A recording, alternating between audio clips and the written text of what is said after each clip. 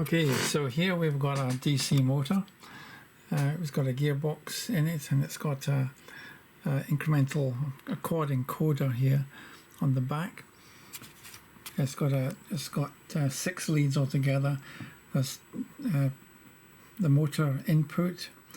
There's the 3.3 volts and ground for the encoder, and this is the phase A and phase B output of the encoder.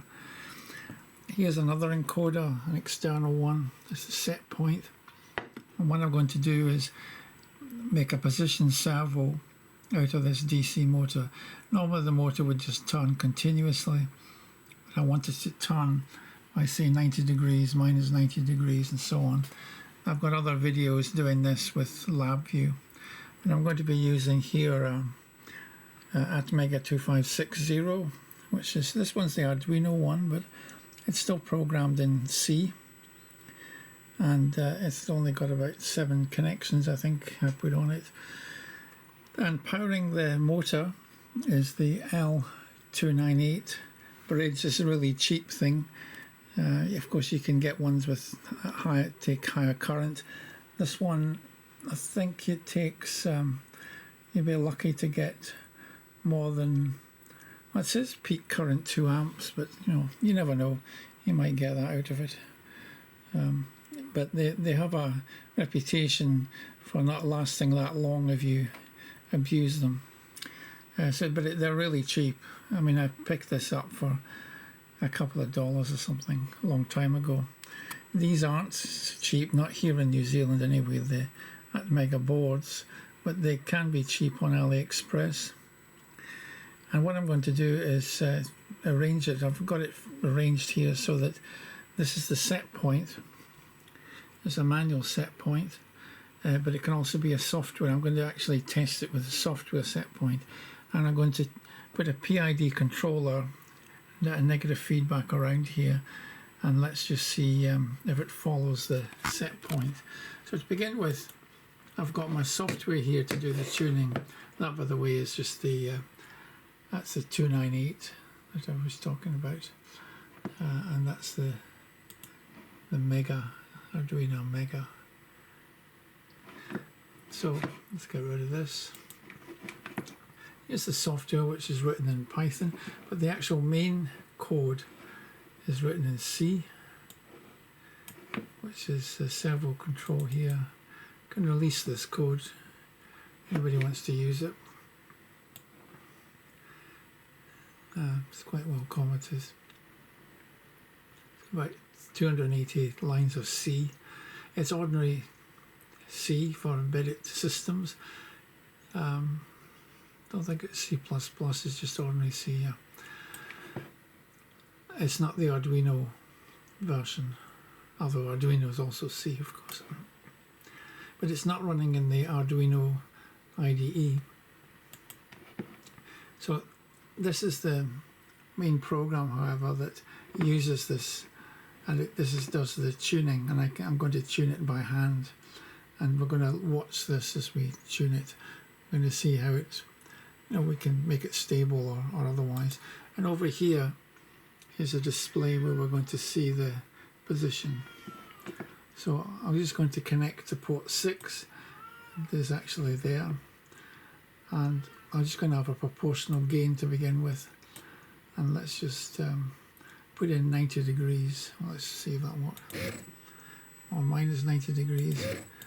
I mean, it's not inherently unstable, so it's it's going to work just with straight negative feedback, except you can probably see there's an error, a steady state error. This here, the purple, or what is it, pinky purple, whatever, is the error on its own. You can see there's a constant error. Now, there it is, the step response. So it is doing as it's supposed to do. It's going round, say, by 90 degrees, minus 90 degrees.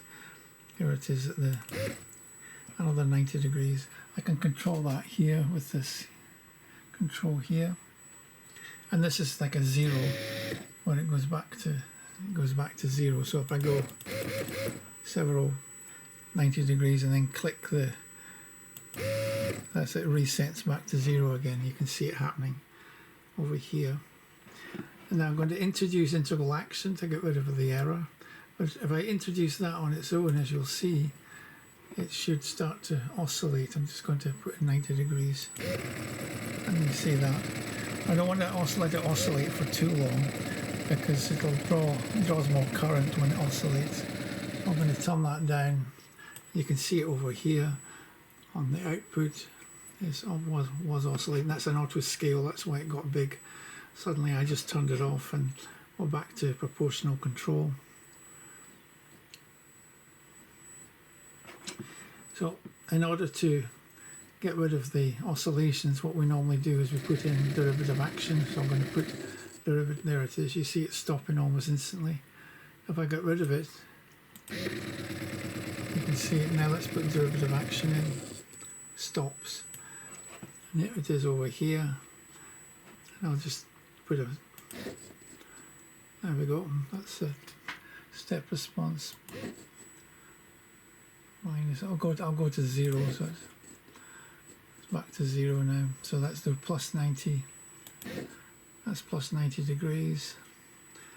Again, it's auto scaling. And we can do things like we can increase the gain further if you want.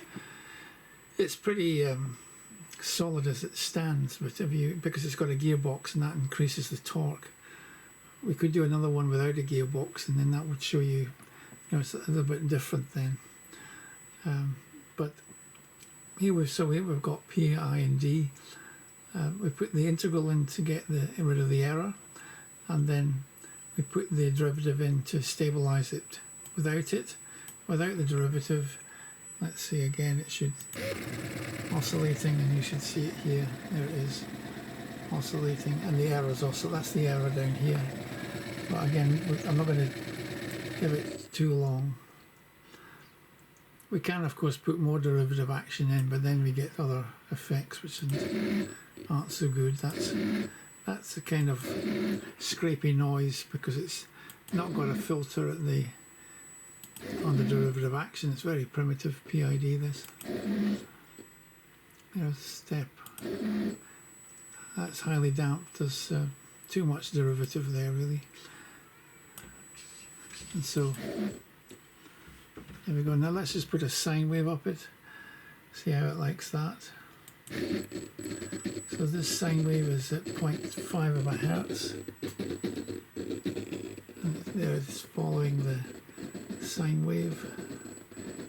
That's auto scaling again.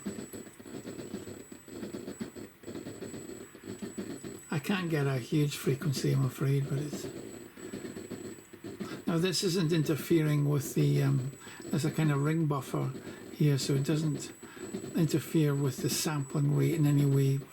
Putting this display up here, it's at 20 hertz. I'm grabbing the points out of the data.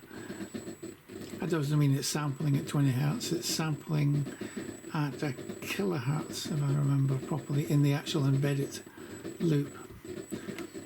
But this is the external loop, because you've got to get the data out of the embedded system. Now in the past, what I've done is like put potentiometers on and tweak them manually, but that's a lot of extra circuitry, one for P, one for I, one for D, let's say, or you could use incremental encoders. Let's stop this and then go to the manual set point, which is here. Just got all mixed up. Here it is. And let's move that around. You can see it's following the manual set point without any problem at all. A little bit on the rough side. And here it is on the graph as I change it. Just let it settle and then over. Well, that's up. That's like a manual step. And that's how a servo is supposed to work. It's supposed to track the set point, which is here. The output should follow without any oscillating. So just to sum up, if you're tuning a PID controller, you start off with disproportional gain, little else, but if you do that you end up with steady state error. If you don't mind the steady state error, then you're okay, but really you always mind the steady state error. The whole point is to get the output to follow the input, so you will end up, but this has got an integrator within it, because in the mathematical model we're measuring angular position, and that in itself gives us what's called a mechanical integrator. So it's got an integrator, so the error's not that bad. You can see it here. But mechanical integrators on their own aren't as good as electrical integrators, believe it or not. So that's why we still can put a little bit of integral action in it at least and get rid of that. You see the error going down to 0 there. Well, it actually didn't go to 0, did it? They went down anyway. That's gone down a bit further.